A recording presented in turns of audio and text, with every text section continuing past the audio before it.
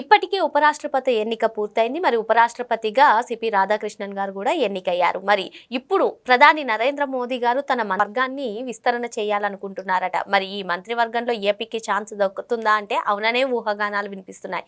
మరి ఎవరు ఎన్నిక కావచ్చు, మరి ఏపీకి దక్కుతుందా లేదా, ఇటువంటి అంశాలన్నీ కూడా చర్చించడానికి మనతో పాటుగా ఉన్నారు senior journalist doctor Bharat Reddy గారు.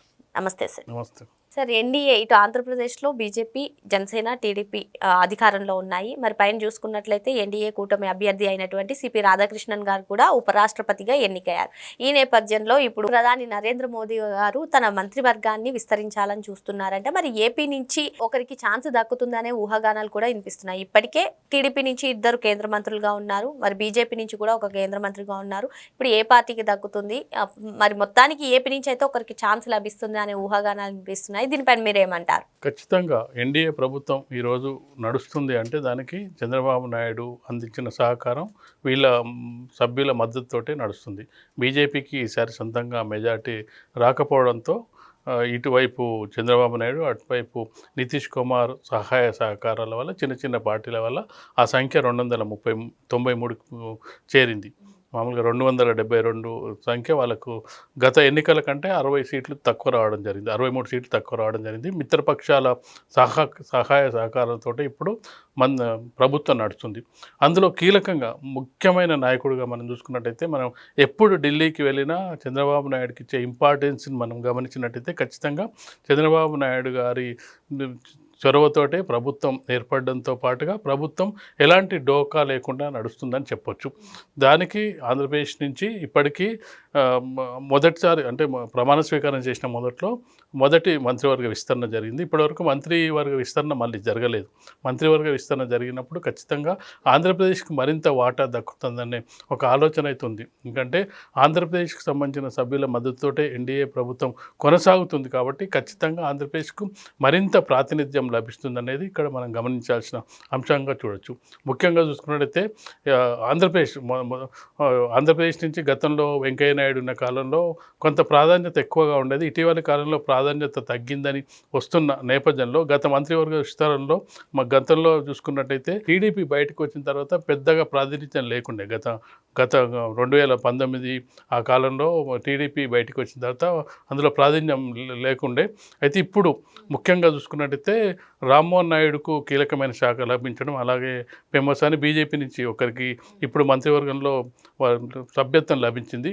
అయితే అక్కడ మనం చూసుకున్నట్టయితే ఇప్పటివరకు చిన్న చిన్న పార్టీలకు కూడా ఇక్కడ మంత్రివర్గంలో మిగతా పార్ట్నర్స్కి, ఎన్డీఏ పార్ట్నర్స్కి మంత్రివర్గంలో ఛాన్స్ లభించడం జరిగింది. కానీ జనసేనకు సంబంధించి పవన్ కళ్యాణ్ ఇప్పటివరకు ఎవరిని రిఫర్ చేయలేదు.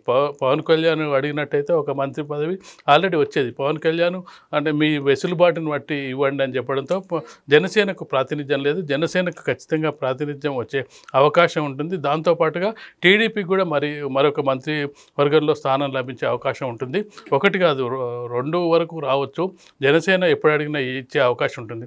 అయితే చంద్రబాబు నాయుడు దృష్టి ఏంటంటే ఈ మంత్రులు మంత్రివర్గాల వాళ్ళకంటే కూడా మాకు ఫండ్స్ విషయంలో కేంద్రం చొరవ చూపించాలి, మా రాజధాని విషయంలో చొరవ చూపించాలి, పోలవరం నిర్మాణంలో సహకరించాలి అంటే ఈ డిమాండ్లతో వెళ్తున్నారు. చాలామంది ఏం చేస్తుంటారంటే, చాలా రాజకీయ పార్టీలు ఏం చేస్తున్నాయంటే మాకు మంత్రివర్గంలో స్థానం లేదు, మంత్రివర్గంలో స్థానం కల్పించాలని చెప్పి డిమాండ్స్ పెడుతుంటారు. ఎప్పుడు కూడా చంద్రబాబు నాయుడు గతంలో వాజ్పేయి ప్రధానిగా ఉన్న సమయంలో అసలు ఏ మంత్రి పదవి లేకుండానే ప్రభుత్వానికి మద్దతు తెలపడం జరిగింది. దాంతో కేవలం రాజకీయాలకు అతీతంగా ఉండడానికి లోక్సభ స్పీకర్ బాలయోగిని నియమించడం జరిగింది.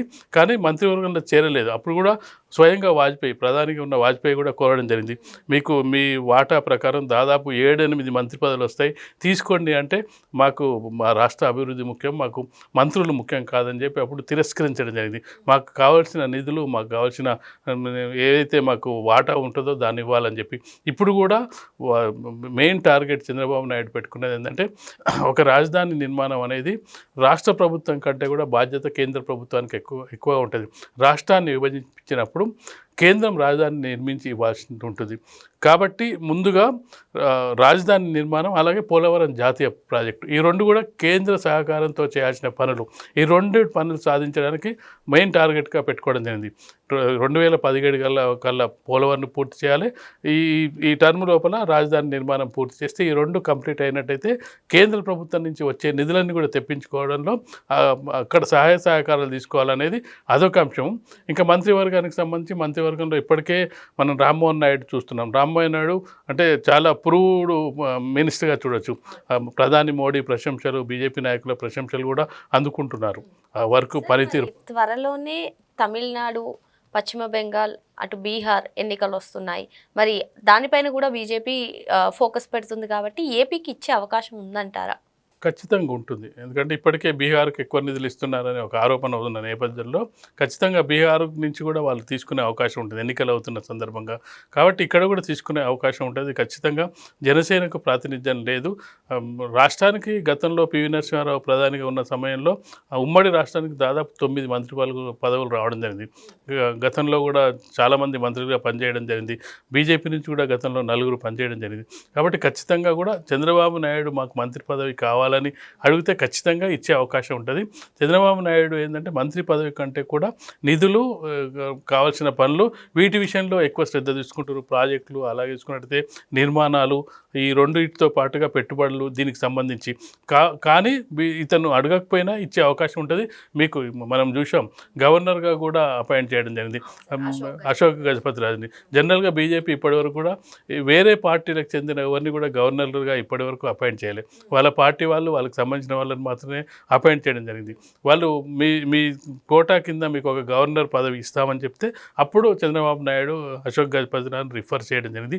ఇప్పుడు కూడా మంత్రివర్గం మీ దగ్గర నుంచి ఒకరిని మంత్రిగా తీసుకుంటామని చెప్తే అప్పుడు ఎవరిని మంత్రిగా తీసుకోవాలని చెప్పేది చంద్రబాబు నాయుడు గారు చెప్పే అవకాశం ఉంది. అలాగే పవన్ కళ్యాణ్ కూడా చెప్పే అవకాశం ఉంది. ఎందుకంటే అంటే ఇప్పటికే టీడీపీ నుంచి 2 కేంద్ర మంత్రులుగా, బీజేపీ నుంచి ఒకరుగా ఉన్నారు. ఈసారి జనసేనకి ఛాన్స్ వస్తుందంటారా? ఖచ్చితంగా జనసేనకి ఛాన్స్ వస్తుంది. అయితే ఇక్కడ 3 కేంద్ర మంత్రులు ఉన్నప్పటికీ క్యాబినెట్ ర్యాంక్ ఉన్నది కేవలం రామ్మోహన్ నాయుడుకి మాత్రమే ఉంది. క్యాబినెట్లో ఇక్కడ మనం రాష్ట్రంలో, ఉమ్మడి రాష్ట్రంలో 2 రాష్ట్రాలు చూసుకున్నట్టయితే కిషన్ రెడ్డి ఒకరు క్యాబినెట్ మంత్రి, రామ్మోహన్ నాయుడు మాత్రమే క్యాబినెట్ మంత్రులు. క్యాబినెట్ మంత్రులుగా ఉన్న వాళ్ళకి ఏంటంటే స్వేచ్ఛ ఉంటుంది. మన రాష్ట్ర మంత్రులుగా కాకుండా వాళ్ళు స్వేచ్ఛగా పనులు చేసుకోవడానికి అధికారం ఉంటుంది. నిర్ణయాలు తీసుకునే అధికారం కూడా కేంద్ర మంత్రులకు ఉంటుంది. ప్రతిదీ కూడా ప్రధాని మీద డిపెండ్ అయ్యి ప్రధాని ఏం చెప్తే అది చేయాల్సిన పరిస్థితుల కంటే వీళ్ళు సొంతంగా నిర్ణయాలు తీసుకునే అధికారం కేంద్ర ప్రభుత్వంలో ఉండే క్యాబినెట్ మంత్రులకు ఉంటుంది. సహాయ మంత్రులు అంటే వాళ్ళు సహాయకులుగా ఉంటారు. కానీ ఇప్పుడు మనకున్న ఉమ్మడి రాష్ట్రంలో మనం చూసుకున్నట్టయితే తెలంగాణ నుంచి ఒకరే కేంద్ర క్యాబినెట్ మంత్రి ఉన్నారు, అక్కడ కూడా ఒకటే క్యాబినెట్ మంత్రి ఉన్నారు. కాబట్టి ఇప్పుడు ఒకవేళ తీసుకున్నా కానీ సహాయ మంత్రి కాకుండా ఒక క్యాబినెట్ మంత్రిని కూడా తీసుకునే అవకాశం ఉంటుంది. బీజేపీ నుంచి కూడా గెలిచిన సీనియర్ నాయకురాలు పురంధేశ్వరికి చాలామంది మంత్రి పదవి వస్తుందని ఆశించారు. పురంధేశ్వరి గతంలో యూపీఏ సమయంలో మన్మోహన్ సింగ్తో పాటు మంత్రివర్గంలో పనిచేయడం జరిగింది. అసలు ఆమెకే మంత్రి పదవి వస్తుందని అనుకున్నారు. కానీ వాళ్ళు ఏంటంటే సహాయ మంత్రి ఇవ్వాలనుకున్నారు కాబట్టి వాళ్ళ పార్టీకి చెందిన నాయకులకు ఇవ్వడం జరిగింది. మొదటి నుంచి కూడా అతను పార్టీలో ఉన్నాడు కాబట్టి ఆ విధంగా క్యాలిక్యులేట్ చేసి ఇవ్వడం జరిగింది. కాబట్టి ఖచ్చితంగా కూడా మన అంచనా ప్రకారం టీడీపీకి ఒక క్యాబినెట్ మంత్రి, జనసేనకు ఒక సహాయ మంత్రి, 2 మంత్రి పదవులు వచ్చే అవకాశం అయితే కనిపిస్తుంది.